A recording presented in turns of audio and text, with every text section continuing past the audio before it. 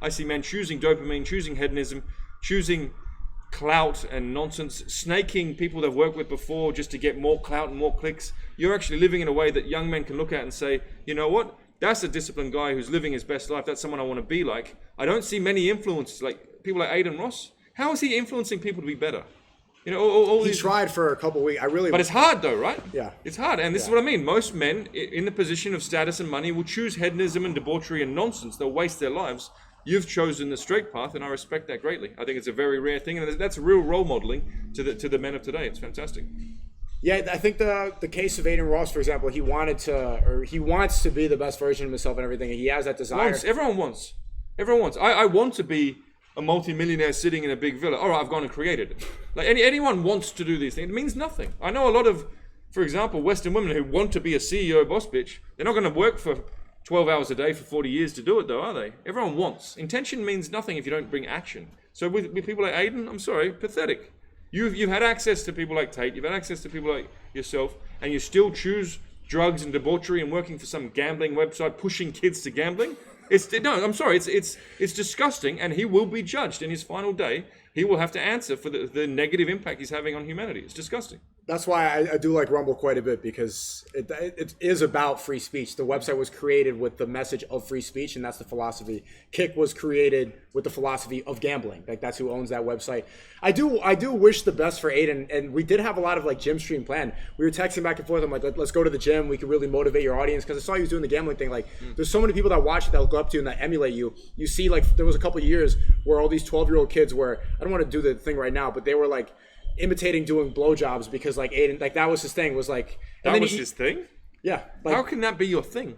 But the funny thing is, he was never canceled. When he was being gay, like, nobody ever canceled him. As soon as he started saying, like, being positive and trying to for like a couple weeks, then they started going after him. But yeah, I mean, a lot of it is just being retarded. That was his thing? Yeah. No, genuinely. Oh, like, I had no respect for the guy before. I mean... Unbelievable. What's your predictions with a guy like it? Because I think he reflects a lot of the social media addicted Gen Z. He is pretty. That's why people resonate with him, is because they like to look at him like, dumb retard. He's like a reflection of your phone in human form. Where do you think his direction is? Look, if you're going to have access to powerful motivators and powerful, clear feedback from someone like Tate, and you're still going to choose drugs, gambling, hedonism, then I really couldn't care. As far as I'm concerned, he's a nothing person. As far as I'm concerned, people like that don't exist. They're not worth my time. I don't consume their content, if you can even call it that. Those sorts of people don't even exist in my reality. And I would encourage young men to do the same. Watch who you consume, watch whose words you allow into your brain, because at the end of the day, that's programming you as well.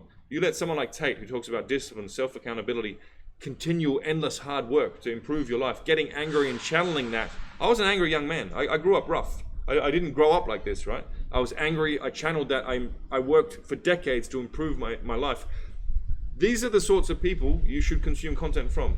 And I think any young man out there who consistently consumes Adin's content is doing himself a disservice. Ignore people like that. They're not real. Let them live their unethical, pointless lives.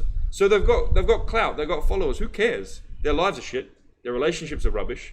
They have no self-discipline. They don't have any health. And I'm sorry, they're probably going to end up with drug habits and gambling habits and these sorts of things, if he hasn't got them already. He does. Oh, really? He's very public about that. All right, there you go. That's the end state. Why would you let someone like that influence you in any way? Don't consume people like that's content. They're not real, as far as I'm concerned. We've had some disagreements in the past couple of months because we come from different backgrounds. I'm wondering what you have realized about the social media space after stepping in. So you come from private security.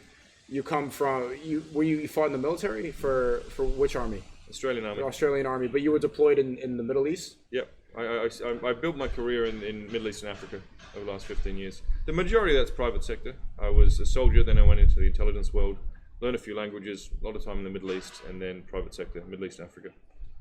So what have you picked up on that you think you could give as advice for the generation that, I would say the most people that are watching this, a lot of people watching this are similar to me or Adin Ross or are social media people. What have you noticed stepping into this world after coming from a completely different, it's like another planet to us? It really is. I'm confused why certain people are famous. Like, I can't, why would someone like Adin be famous? It's hard for, and look, You've explained it, but it's hard for me to understand. I'm confused why certain people are valued.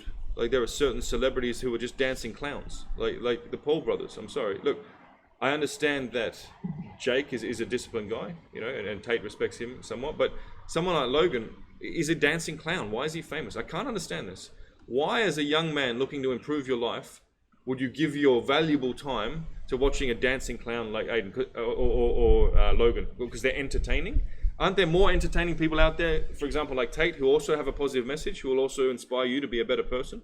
I don't understand why some of these people are famous, man. That's, you know, I'm 40 years old. Maybe I'm too old to understand, but I see these people with these big followings. I'm like, what value do you have as a man?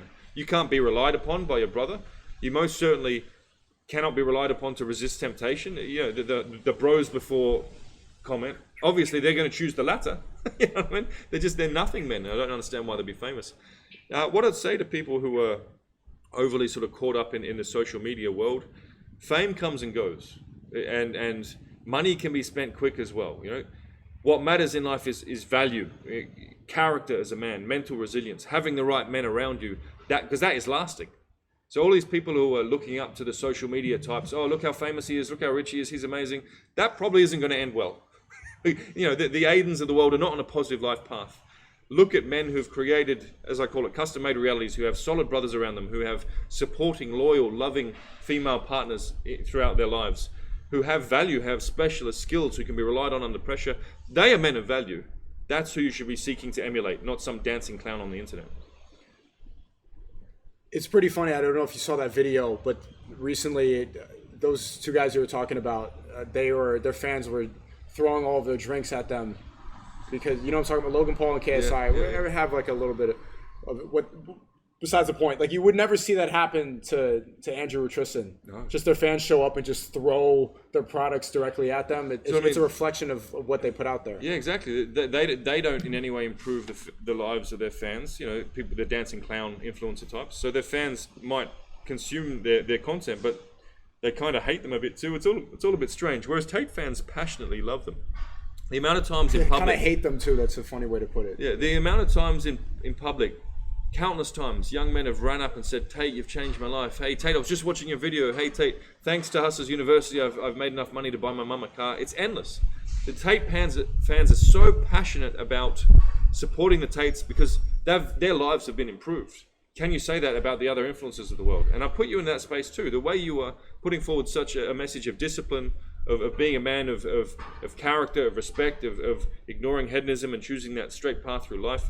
This is a man people can respect. And so as a result, your fans will have a real respect-based admiration as opposed to, oh, that guy's famous, I want a photo with him for Instagram. Yeah, that would never happen where people just throw their drinks. I do meetups all over the world.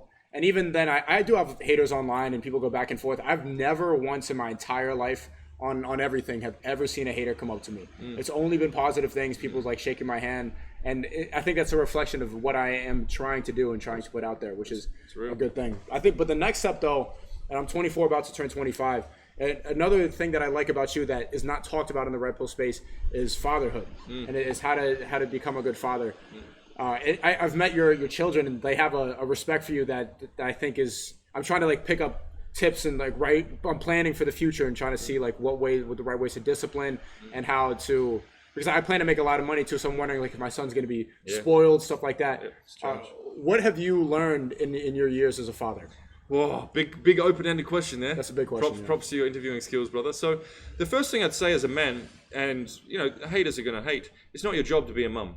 That's key. I see so many men, including masculine men, as soon as a kid comes, they drop everything that they do in terms of masculine activities and keeping themselves in the masculine frame, and they become a mum. Now, you can be a very attentive father, and you can still contribute and be caring without becoming a second mum. Your job as a man is to role model, is to coach. How can you teach your son the sort of man that he should become and the sort of man that your daughter should look for in a husband if you're letting go of your physicality, for example? Dads today, even young dads, you know, when the kids, because when the kids are little, it's a lot of work, especially if you're there and helping. Keep yourself fit, you must. Keep your relationships with your brothers. Maintain your masculine skill sets, whether it's shooting or driving or fighting. live it, go on adventures with your lads. Still continue to be a man who's living on your terms while being an attentive dad. That's the first thing. Don't drop everything that makes you a man because, there's a baby here and now I need to be a second mum. Society wants you to do that. Resist the slave mind. Still be a good, strong, masculine man. Be an attentive dad, but stay living in the masculine frame. That's key. Secondly, I think a lot of dads could do with being more attentive with their kids. Now, I don't mean, changing diapers and sitting on Netflix and watching I mean, you'll see, I'm not sure if you've seen with my kids, I'll interact with them very much in a respect base. Like, kids have got a lot of energy. They will do silly stuff. They will break things. They will fight. I'll say to my kids, look, I want to have days where we enjoy ourselves. If you don't listen to your dad, or if you fight, or if you, disrespect the nice villa that we're in, there are going to be consequences. Just last night, they continued fighting with each other. I said, out of the pool. It's time to go to bed. No, but no. I'm sorry. There are clear lines that if you cross them, there will be consequences. Not that dissimilar to the way you can set up a healthy marriage, right? It's leadership of women and of children in the traditional dynamics. Again, haters are going to hate. That's what's needed in today's day and age. So have very clear frame with your kids and explain to them why you've just crossed a certain line, so there are going to be consequences. You need to do that all the time.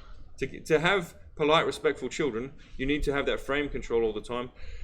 As a final thought, I'd say you need to teach your kids that there are a lot of influences out there that want to program the way they think and the way they form beliefs that is not in their best interest. You can't be watching what your kids consume all the time, but you can teach your kids. For example, my son at a very early age, going through Netflix, he said, not that they watch Netflix anymore because the way it's gone, Dad, there's a girl power section on Netflix, but there's no boy power section. Why is that?